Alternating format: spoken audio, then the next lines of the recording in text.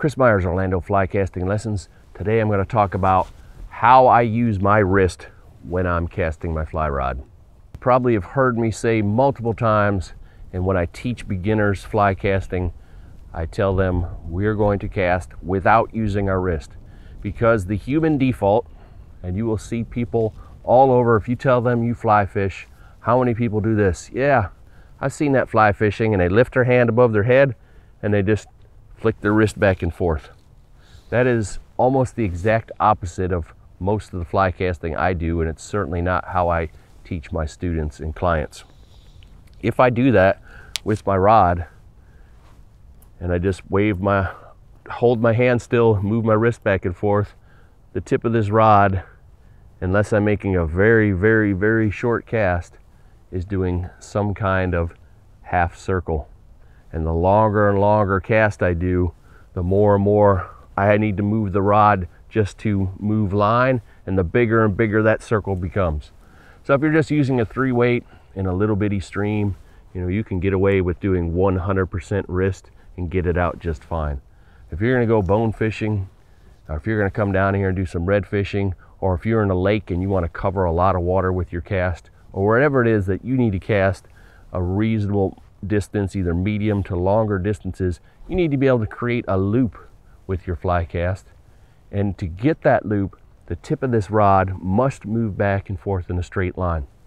Short cast, short straight line. Long cast, longer straight line. Super long cast, super long straight line. Tip only goes where my thumb goes.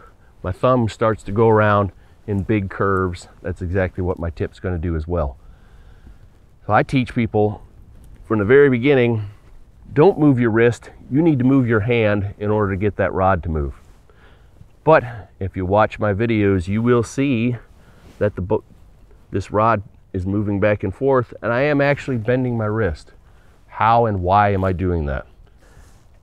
My cast is made from point A to point B, and it is basically a triangle with the bottom point chopped off, because the butt will move back and forth in a short straight line, the tip moves back and forth in a long straight line, and if we pull on the line just right, it bends the tip enough so that it traces that straight line and our loop jumps off our tip. We start off at one half of that triangle, so if I'm coming forward, I start off with my rod at this angle. When I end up, the rod is angled the opposite direction, and I have to somehow change that angle during the cast. If I froze my wrist completely, in order to change that angle, I'd have lift my elbow up and over. If I had this glued up to my arm, in order to change that angle, as I come over here, I would still be pointing up, and my cast is going to end up way up here. If I want my cast to go out and down, I would have to lift up and over. It'd be really awkward. I'm going to finish that line with my wrist. I'm going to come out, out, out. When I make my speed up and stop, boom. It's making that speed up and stop across a straight line. So let's just use the butt of this rod, and let's use the main part of this as a yellow straight line in the sky to see how this is going to work for us. As I come back with my tip, we'll start from back here where we were. We're coming out, we're coming out, we're coming out, and we need to change directions till we're over here. But I'm closing that gap and staying on that straight line. Most people don't have the problem using the wrist in the front. The problem occurs with too much wrist in the back, and that would look something like this. If we're coming from one half of our triangle, we need to end up in this part of our triangle, so our rod is changing, the direction it's pointing. But if I come up, up, up, up, I add a little wrist, I can stay on that line. So I've taken that and I've flung it up, up, up, up, up. I fling it, it stays on that straight. Up, up, up, huge break. I just made almost a 90-degree right-hand angle. At the very least, I made a big curve, and I came up, up, up, up, up. If you look back and you find yourself with your rod parallel to the ground or water, the butt is facing directly away from you. Unless you are going to make a cast up here, you're never going to get a straight line going forward. that means you're going to come up, around, and over. We're not going to get that loop we want. So the wrist that's involved comes up, up, up, up, up, flips it up, out, out, out, out, out, flips it out. I follow through. Up, out, and that little wrist movement, you can see how much faster that tip goes at the very end. That's where I'm making the speed up and stop, which is a very key, important part to creating the loop we want. We could have perfect straight lines. We can have the best rod and reel. If we haven't mastered that little at the end, you're never going to quite get that loop that you may be looking for. I'm doing it with using my wrist. I could use all hand. I could pin this up here, go all hand, and I would have to bend back a little. It becomes a lot more awkward. So strapping, you know, you've seen this before where we put the butt of the rod in our shirt sleeve to break the habit of bending your wrist too much. But you can actually, inside your shirt sleeve, bend it just enough to get it to make that little flip up, and you're not ending up like this without having to bend over backwards. So that is a good little trick. Completely tying it up against your arm makes you have to cast like this. Really awkward. You can do it. I wouldn't recommend it. So I want you to look. We're going to go back and make some casts. You're going to see them in regular speed and then watch in slow motion and see how that little bit of wrist movement allows me to keep that straight line, yet make the speed up and stop really quick and fast so that I get that loop that jumps off.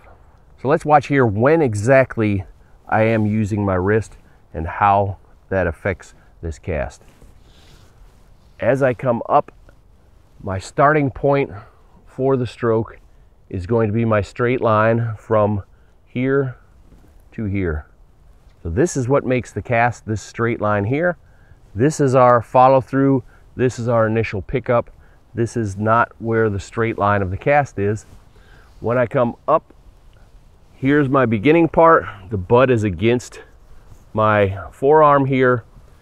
As I make the stroke, the rod is still pointed away from me, away from me, away from me. It is when I'm going to make that rotation to finish that triangle shape that I make the speed up and stop with my wrist. So I've gone from here to here. So this is making a straight line with the tip.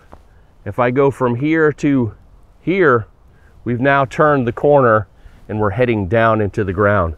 So it's very easy to add too much wrist and send the cast down into the ground.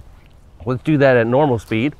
So if I come up, up, up, up, I flip it up, flip it over, back down. Up, over, back down. Up, out, down. Now this time I'm going to add a little too much wrist.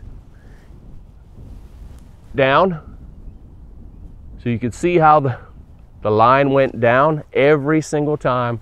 The line's going to go down if I'm flipping it down.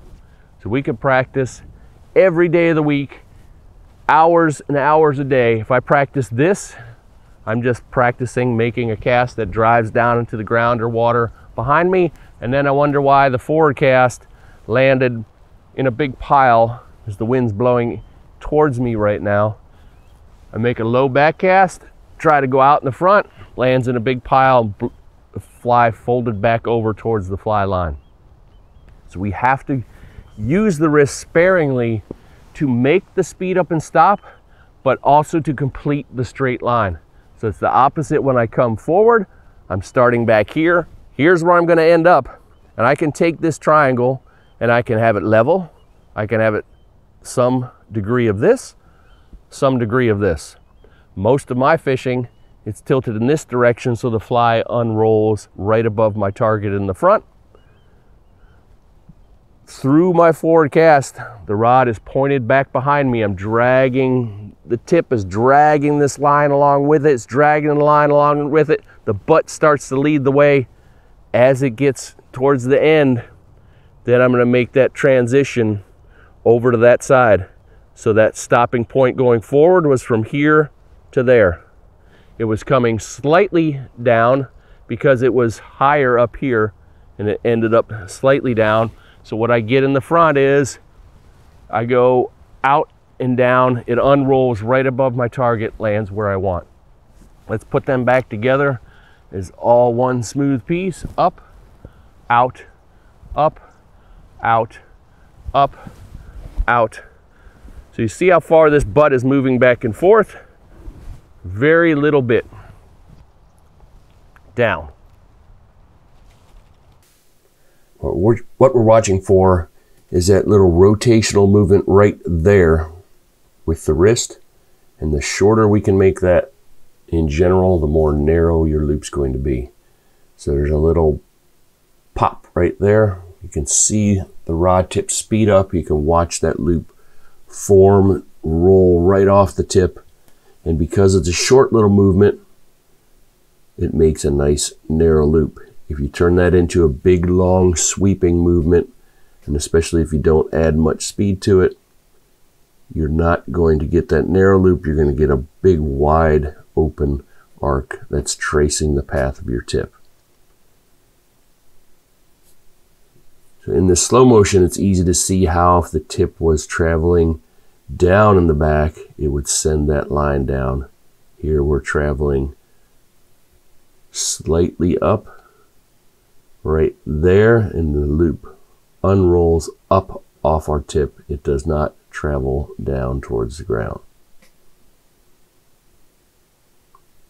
So we're going to zoom in here so you can see this even closer. And you can watch how the initial lift, the butt is near my forearm, but as I change that angle right there, the butt will come away. So if you take that angle and that angle, they're about the same. So we wouldn't have it flat parallel to the ground on the back and high in the front, or vice versa. If we take those angles, they're about the same, so that that tip is tracing that straight long line across the top of our screen. So the wrist is moving, but it's making the rod tip move in a straight line direction, not in a curve. Hopefully now you have a really good idea of when and how you should be using your wrist to assist your fly casts. If you were bending it too much before, watch yourself on video, see what your wrist bend is doing to the tip of your rod. Is it making it go straight? Is it making it go down in a curve behind you? Check out my fly casting playlist right here, and I'm sure there's something in there that will help you improve your cast. And if you're in the Orlando area, come and see me for a fishing charter or fly casting lesson.